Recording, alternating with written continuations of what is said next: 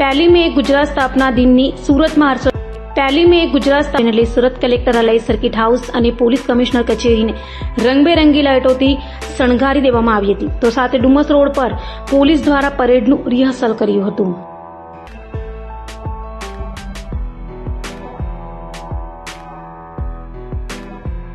પહેલી મે ગુજરાત સ્થાપના દિવસ નિમિત્તે સુરતના સર્કિટ હાઉસ, સુરત કલેક્ટર કચેરી અને સુરત પોલીસ કમિશનર કચેરી અદભુત શણગાર કરવામાં આવ્યું છે. રંગબેરંગી લાઇટિંગ અને સુંદર સજાવટથી આખું પરિસર ઝગમગી ઉઠ્યું છે.